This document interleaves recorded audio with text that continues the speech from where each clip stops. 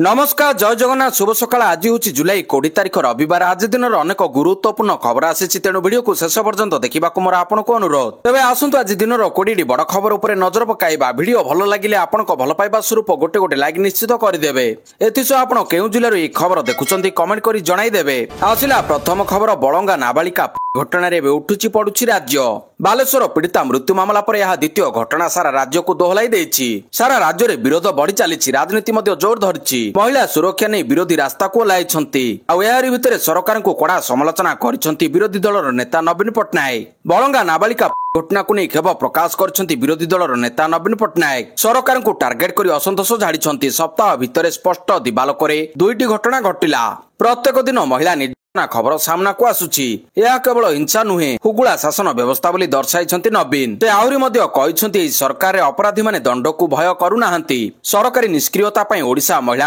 असुरक्षित पलटि जाइछि एभली घटना केमिति न घटिबो बोली सरकार प्रतिश्रुति देबे कि कुंभकर्ण निद्रारू उठी केबे कार्यानुष्ठान नेबे बोली प्रश्न करिसंति नवीन परवर्ती खबर ओलंपिक 2036 पई प्रस्तुति करथुबा खेलाड़ी को प्रति मासरे मिलिबो 50,000 टंका केंद्र गृहमंत्री अमित शाह ओलंपिक 2026 प्रस्तुति चलाइथिबा एथलीट को आर्थिक प्रोत्साहन संपर्क में घोषणा करछन्ति से कहिसंति ओलंपिक प्रस्तुत चलाइथिबा पाखापाखि 3,000 खेलाड़ी को सरकार प्रति मासरे 50,000 टंका देउछन्ति World Police and Fire Games 2025 रे अंशग्रहण करथिबा भारतीय टीम रो सम्मान समारोह को संबोधित करी शाह एपरि कहिसंति परवर्ती खबर एम्स परिसर रे विक्षोभ मना भुवनेश्वर एम्स परिसर रे विक्षोभ नाराबाजी मना लटा जारी कले एम्स कर्तृपक्ष एम्स परिसर रे विक्षोभ नाराबाजी करिपारिबे नाही केही मेडिकल रोगी सेवा दृष्टि विक्षोभ नाराबाजी करिबा पई मना करा जायछि फकीरमोहन कॉलेज छात्री घटना हुलस्थुल होता सारा राज्य भुवनेश्वर एम्स रे चिकित्साधीन अवस्था पीड़िता छात्री मृत्यु पर मेडिकल परिसर रे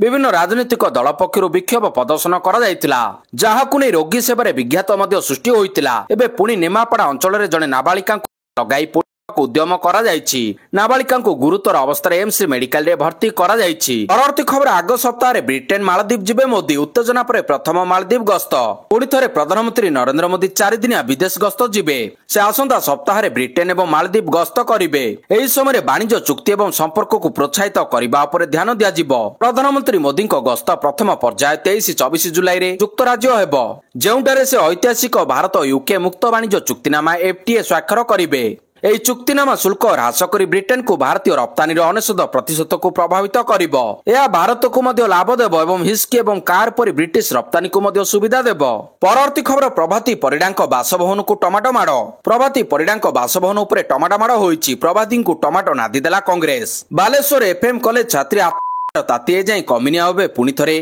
बलंगारे जने छात्री को किछि दुर्बृत्त किरोसिन ढाली लगाई देछन्ति बालेश्वर FM कॉलेज छात्री ताती जाई कमी नाही आउ एबे पुणी थरे बलंगारे जने छात्री को किछि दुर्बृत्त किरोसिन ढाली लगाई देछन्ति जाहाकु ने एबे पुणी थरे तेजिछि राजनीति घटनाटी उपमुख्यमंत्री प्रभाती परिडांक अंचल रे होइतिबारु महिला कांग्रेस एबे उपमुख्यमंत्री को टार्गेट करिसन्ति बलंगा नाबालिका घटना 10 जन को पचराउचरा करुछि पुलिस अतिरिक्त एसपी को नेतृत्व में चली पचराउचरा परवर्ती खबर वीजा संकट भांगिला छात्र छात्री स्वप्न भारतीय छात्र छात्री को अमेरिका स्वप्न चूरमा वीजा संकट रे घांटी होउछन्ति छात्र छात्री कारण अमेरिका रे फॉल सेमिस्टर आरंभ हेबा पई रहिला मात्र 2 सप्ताह रु कम समय एभली परिस्थिति मध्य राष्ट्रपति डोनाल्ड ट्रम्प को वीजा कटकणा भारतीय छात्र छात्री अमेरिका स्वप्न को भांगी माटी मिसाई देछि विदेशी छात्र छात्री वीजा इंटरव्यू स्लॉट खोलुनी या सहित वीजा रिजेक्शन हार रे मध्य देछि बड़ वृद्धि एभली परिस्थिति चलित वर्ष अमेरिकीय विश्वविद्यालय गुड़िकरे भारतीय छात्र छात्री संख्या 70% खसी पारे बोली एक रिपोर्ट अनुमान करा जायछि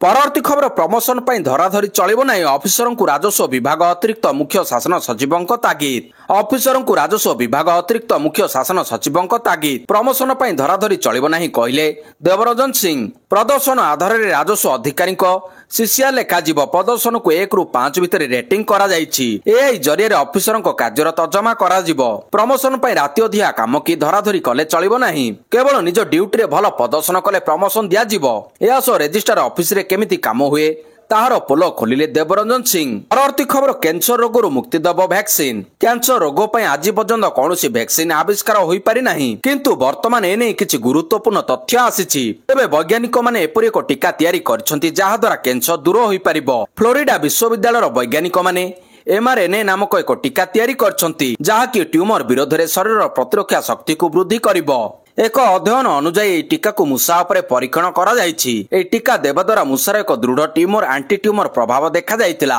ଏହାର କୌଣସି ନିର୍ଦ୍ଦିଷ୍ଟ ଟ୍ୟୁମର ପ୍ରୋଟିନକୁ ଟାର୍ଗେଟ କରିନଥିଲା, ବରଂ କ୍ୟାନ୍ସର ବିରୁଦ୍ଧରେ ପ୍ରତିରକ୍ଷା ଶକ୍ତିକୁ ବୃଦ୍ଧି କରିଥିଲା। ତେବେ ମୂଷା ପରେ ଏହାକୁ ମଣିଷ ଉପରେ ବ୍ୟବହାର କରାଯିବା ନେଇ ଯୋଜନା ଚାଲିଛି। ପରବର୍ତ୍ତୀ ଖବର, ବାଲେଶ୍ୱର ଛାତ୍ରୀ ମୃତ୍ୟୁ ତଦନ୍ତ ଟିମ୍ର ତନାଘନା। ବାଲେଶ୍ୱର ଏଫ୍ଏମ୍ କଲେଜ ଛାତ୍ରୀଙ୍କ ମୃତ୍ୟୁ ଘଟଣାକୁ ନେଇ ତନାଘନା ଚଳାଇଛି କ୍ରାଇମବ୍ରାଞ୍ଚ ଟିମ୍। ପେଟ୍ରୋଲ ପମ୍ପରେ ସିସିଟିଭି ଯାଞ୍ଚ ଭିତରେ କ୍ରାଇମବ୍ରାଞ୍ଚକୁ ମିଳିଛି ଚାଞ୍ଚଲ୍ୟକର ତଥ୍ୟ।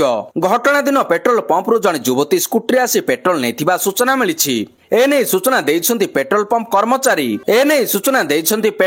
କର୍ମଚାରୀ। ସେପଟେ କଲେଜରେ ୟୁଜିସି ଫ୍ୟାକ୍ଟ ଫାଇଣ୍ଡିଂ ଟିମ୍ ଓ ଉଚ୍ଚଶିକ୍ଷା ବିଭାଗର ଟିମ୍ ପହଞ୍ଚି ଆରମ୍ଭ କରିଛନ୍ତି ତନାଘନା। ଛାତ୍ରୀ ଓ କଲେଜ କର୍ମଚାରୀଙ୍କୁ ଏହି ଟିମ୍ ପଚରାଉଚରା କରୁଛି। ପରବର୍ତ୍ତୀ ଖବର, ନେପାଳରେ ଟେଲିଗ୍ରାମ ବ୍ୟାନ୍। ନେପାଳରେ ବନ୍ଦ ହେଲା ଟେଲିଗ୍ରାମ। ନେପାଳ ସରକାର ଟେଲିଗ୍ରାମ ଉପରେ ପ୍ରତିବନ୍ଧକ ଲଗାଇଛନ୍ତି। ଦେଶରେ ବୃଦ୍ଧି ପାଉଥିବା ଅନଲାଇନ ଆର୍ଥିକ ଠକେଇ ଏବଂ ବେଆଇନ ଅର୍ଥ କାରବାର ଭଳି ଗୁରୁତର ଅପରାଧକୁ ରୋକିବା ପାଇଁ ଏହି ପଦକ୍ଷେପ ନିଆଯାଇଛି। ନେପାଳ ଦୂରସଞ୍ଚାର ପ୍ରାଧିକରଣ ଦେଶର ସମସ୍ତ ଟେଲିକମ ଏବଂ ଇଣ୍ଟରନେଟ ସେବା ପ୍ରଦାନକାରୀଙ୍କୁ ତୁରନ୍ତ ଟେଲିଗ୍ରାମକୁ ବ୍ଲକ କରିବା ପାଇଁ ନିର୍ଦ୍ଦେଶ ଦେଇଛନ୍ତି। ପ୍ରାଧିକରଣ ପକ୍ଷରୁ ଜାରି କରାଯାଇଥିବା ବିଜ୍ଞପ୍ତିରେ କୁହାଯାଇଛି ଯେ ନେପାଳରେ ଟେଲିଗ୍ରାମ ଆପ୍ ମାଧ୍ୟମରେ ଅନଲାଇନ ଠକେଇ ସଂଖ୍ୟା କ୍ରମାଗତ ଭାବରେ ବଢୁଛି ଏବଂ ଏହା ମନି ଲଣ୍ଡରିଂ ଭଳି ଗୁରୁତର ଅପରାଧରେ ସମ୍ପୃକ୍ତ ଥିବା ସୂଚାଉଛି। ତେଣୁ ସମସ୍ତ ସମ୍ପୃକ୍ତ ଦୂରସଞ୍ଚାର ସେବା ପ୍ରଦାନକାରୀଙ୍କୁ ତୁରନ୍ତ ଟେଲିଗ୍ରାମ ଆପକୁ ବନ୍ଦ ବ୍ଲକ କରିବା ପାଇଁ ନିର୍ଦ୍ଦେଶ ଦିଆଯାଇଛି। ପରବର୍ତ୍ତୀ ଖବର, ଗୁଗୁଲ ଓ ମେଟାକୁ ଇଡିର ନୋଟିସ ଜାରି। ଅନଲାଇନ ମାମଲାରେ ଗୁଗୁଲ ଓ ମେଟାକୁ ଇଡି ନୋଟିସ ପଠାଇଛି। ଉଭୟ କମ୍ପାନୀର ପ୍ରତିନିଧିମାନଙ୍କୁ ପଚରାଉଚରା ପାଇଁ ଜାରି ହୋଇଛି ନୋଟିସ। ଉଭୟଙ୍କୁ ଜୁଲାଇ 12ରେ ହାଜର ହେବା ପାଇଁ ଇଡି ସମନ କରିଛି। ଅନଲାଇନ ବେଟିଂ ଆପକୁ ପ୍ରୋତ୍ସାହିତ କରୁଥିବା ଅଭିଯୋଗରେ ଇଡି ସମନ କରିଛି।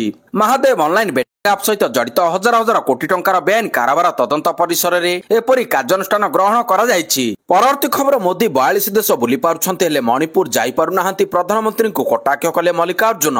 କଂଗ୍ରେସ ଅଧ୍ୟକ୍ଷ ମଲ୍ଲିକାର୍ଜୁନ ଖଡଗେ ଶନିବାର କର୍ଣ୍ଣାଟକର ମୈସୁରରେ ଏକ ସାଧାରଣ ସଭାକୁ ସମ୍ବୋଧିତ କରିବା ସମୟରେ ପ୍ରଧାନମନ୍ତ୍ରୀ ନରେନ୍ଦ୍ର ମୋଦି ଏବଂ ଭାରତୀୟ ଜନତା ପାର୍ଟି ଭାଜପାକୁ କଡା ଟାର୍ଗେଟ କରିଛନ୍ତି। ସେ ମଣିପୁରରେ ହିଂସା ଉପରେ ପ୍ରଧାନମନ୍ତ୍ରୀ ମୋଦିଙ୍କ ନିରବତା ଉପରେ ପ୍ରଶ୍ନ ଉଠାଇ କହିଛନ୍ତି, ପ୍ରଧାନମନ୍ତ୍ରୀ 42ଟି ଦେଶ ଗସ୍ତ କରିଛନ୍ତି କିନ୍ତୁ ଥରେ ମଧ୍ୟ ମଣିପୁର ଗସ୍ତ କରିନାହାନ୍ତି। ମଣିପୁରରେ ଜାଗତିକ ହିଂସା ଏବଂ ଅସ୍ଥିରତା 1 ବର୍ଷରୁ ଅଧିକ ସମୟ ଧରି ଚାଲିଛି, ଯାହା ଉପରେ ବିରୋଧୀ ଦଳ କେନ୍ଦ୍ର ସରକାରଙ୍କ ଭୂମିକା ଉପରେ ଲଗାତାର ପ୍ରଶ୍ନ ଉଠାଉଛି। ପରବର୍ତ୍ତୀ ଖବର, 7,35,00,000 ଟଙ୍କା ବ୍ୟୟରେ 22ଟି ଦୁଗ୍ଧ ପରିବହନ ଯାନର ଶୁଭାରମ୍ଭ। ବଢିବ ଦୁଗ୍ଧ ଚାଷୀଙ୍କ ଆୟ। ଗୁଜରାଟ ଓ ଉତ୍ତରପ୍ରଦେଶ ମଡେଲ ଭଳି କାମଧେନୁ ଯୋଜନା ଅଧୀନରେ ଦୁଗ୍ଧ ଉତ୍ପାଦନ ବୃଦ୍ଧି ଓ ଗୋପାଳନର ବିକାଶ ପାଇଁ ରାଜ୍ୟ ସରକାର କରିଛନ୍ତି ବଡ଼ ପ୍ରୟାସ। କଟକ ଅରିଲ ଗୋବିନ୍ଦପୁର ସ୍ଥିତ ଓମ୍ଫେଡ ପ୍ଲାଣ୍ଟରେ ବିଭିନ୍ନ ପ୍ରକଳ୍ପର ଶୁଭାରମ୍ଭ କରିଛନ୍ତି ମୁଖ୍ୟମନ୍ତ୍ରୀ। ଆଗାମୀ ଦିନରେ ରାଜ୍ୟ ସରକାର ଦୁଗ୍ଧ ଉତ୍ପାଦନ ବୃଦ୍ଧି ନେଇ କାମଧେନୁ ଯୋଜନା ମାଧ୍ୟମରେ ଚାଷୀଙ୍କୁ ଅଧିକ ଅମଳକ୍ଷମ ପ୍ରଜାତିର 10,000 ଗାଈ ଯୋଗାଇ ଦେବା ପାଇଁ ଲକ୍ଷ୍ୟ ରଖିଛନ୍ତି। ଦୁଗ୍ଧ ଚାଷକୁ ପ୍ରୋତ୍ସାହନ ଦିଆଯାଇ ରାଜ୍ୟରେ ଗୋ ଅର୍ଥନୀତିକୁ ସମୃଦ୍ଧ କରାଯିବ ବୋଲି ମୁଖ୍ୟମନ୍ତ୍ରୀ ଶ୍ରୀ ମୋହନ ଚରଣ ମାଝୀ କଟକଠାରେ ନ୍ୟାସନାଲ ଡେରି ଡେଭଲପମେଣ୍ଟ ବୋର୍ଡ ଏବଂ ଓମ୍ଫେଡ ମଧ୍ୟରେ ଅନୁଷ୍ଠିତ ଚୁକ୍ତିନାମା ଅବସରରେ କହିଛନ୍ତି। ପରିବହନ ପାଇଁ 7,35,00,000 ଟଙ୍କା ବ୍ୟୟରେ 22ଟି ଯାନ ଶୁଭାରମ୍ଭ ହୋଇଛି। ଏହି ଯାନ ଦ୍ୱାରା ଦୁଗ୍ଧ ଚାଷୀଙ୍କ ଠାରୁ ଦୁଗ୍ଧ ସଂଗ୍ରହ କରି ସିଧାସଳଖ ଓମ୍ଫେଡ ପ୍ଲାଣ୍ଟକୁ ଅଣାଯିବ। ସେହିପରି 3,50,00,000 ଟଙ୍କା ବ୍ୟୟରେ 3ଟି ଗୁଣ୍ଡ ଦୁଗ୍ଧ ପ୍ୟାକିଂ ମେସିନର ଶୁଭାରମ୍ଭ କରିଛନ୍ତି ସିଏମ୍। ପରବର୍ତ୍ତୀ ଖବର, ରାଜ୍ୟରେ ଛାତ୍ରୀଙ୍କୁ ସୁରକ୍ଷା ଯୋଗାଇବ ଶକ୍ତିଶ୍ରୀ। ଛାତ୍ରୀଙ୍କ ସୁରକ୍ଷା ପାଇଁ ମୁଖ୍ୟମନ୍ତ୍ରୀଙ୍କ ବଡ଼ ଘୋଷଣା। ଶିକ୍ଷାନୁଷ୍ଠାନରେ ଛାତ୍ରୀଙ୍କ ପାଇଁ ଆସିଲା ନୂଆ ସ୍କିମ୍। ଶକ୍ତିଶ୍ରୀ ଯୋଜନା ଆଣିବେ ସରକାର। ଏହାଦ୍ୱାରା ଛାତ୍ରୀଙ୍କ ସୁରକ୍ଷା ଉପରେ ଗୁରୁତ୍ୱ ଦେଇଛନ୍ତି ସରକାର। ଉଚ୍ଚଶିକ୍ଷା ବିଭାଗ ପକ୍ଷରୁ ସ୍ୱତନ୍ତ୍ର କାର୍ଯ୍ୟକ୍ରମ ହାତକୁ ନିଆଯିବ। ମହିଳାଙ୍କ ସୁରକ୍ଷା ଓ ନିରାପତ୍ତା ପାଇଁ କାର୍ଯ୍ୟ କରିବ। ଏଥିପାଇଁ ଏକ 6 ଦିନିଆ ପ୍ରଶିକ୍ଷଣ କାର୍ଯ୍ୟକ୍ରମ କରାଯିବ। ଶକ୍ତିଶ୍ରୀ ମୋବାଇଲ ଆପ୍ ମଧ୍ୟ କାର୍ଯ୍ୟ କରିବ। ଯଦି ଛାତ୍ରୀ ଅସୁବିଧାରେ ପଡନ୍ତି ନାମ ଗୋପନ ରଖି ପଞ୍ଜୀକୃତ କରିପାରିବେ। ବିଶ୍ୱବିଦ୍ୟାଳୟରେ ଶକ୍ତିଶ୍ରୀ ସଶକ୍ତିକରଣ କେନ୍ଦ୍ର ସ୍ଥାପନ କରାଯିବ। ଏହାକୁ ଛାତ୍ରୀମାନେ ନିୟନ୍ତ୍ରଣ ଓ ପରିଚାଳନା କରିବେ। ଯଦି କୌଣସି ମହିଳା ଦୁର୍ବ୍ୟବହାର କି ସମସ୍ୟାର ସାମ୍ନା କରନ୍ତି ତେବେ ସେମାନେ ଏହା ବିରୋଧରେ ନିଜେ ଏତଲା ଦେଇ ଏହାକୁ କାର୍ଯ୍ୟକାରୀ କରିପାରିବେ। ଶକ୍ତିଶ୍ରୀ ସଶକ୍ତିକରଣ କେନ୍ଦ୍ରରେ ଜଣେ ଛାତ୍ରୀ ଶକ୍ତିଶ୍ରୀ ସାଥୀ ଭାବରେ କାମ କରିବେ। ଜଣେ ଅଧ୍ୟାପିକା ଶକ୍ତିଶ୍ରୀ ସଂଯୋଜିକା ହିସାବରେ କାମ କରିବେ। ଏହା ସହ ଜିଲ୍ଲାପାଳଙ୍କ ଦ୍ୱାରା ନିୟୋଜିତ ହୋଇଥିବା 5 ଜଣ ମହିଳା ସକ୍ରିୟ ଭାବରେ କାର୍ଯ୍ୟ କରିବେ ବୋଲି ମୁଖ୍ୟମନ୍ତ୍ରୀ କହିଛନ୍ତି। ପରବର୍ତ୍ତୀ ଖବର, ଫୋନ ହେବ ରାସନ କାର୍ଡ। ଡିଜିଟାଲ ଇଣ୍ଡିଆ ଅଭିଯାନରେ ଆଉ ଏକ ପାଦ ଆଗକୁ ବଢାଇ ଭାରତ ସରକାର ମେରା ରାସନ 2.0 ମୋବାଇଲ ଆପ୍ଲିକେସନ ଶୁଭାରମ୍ଭ କରିଛନ୍ତି। ଏହି ଆପ୍ ଜରିଆରେ ରାସନ କାର୍ଡଧାରୀମାନେ ନିଜ ମୋବାଇଲ ଫୋନକୁ ହିଁ ରାସନ କାର୍ଡ ଭାବରେ ବ୍ୟବହାର କରିପାରିବେ ଏବଂ ଅନେକ ସୁବିଧାର ଲାଭ ଉଠାଇ ପାରିବେ। One nation one ration card ଯୋଜନାର ଏକ ଅଂଶ ଭାବରେ ଏହି ଆପ୍ ଖାଦ୍ୟ ସୁରକ୍ଷା କ୍ଷେତ୍ରରେ ସ୍ୱଚ୍ଛତା ଏବଂ ସୁବିଧା ଆଣିବା ପାଇଁ ଲକ୍ଷ୍ୟ ରଖିଛି।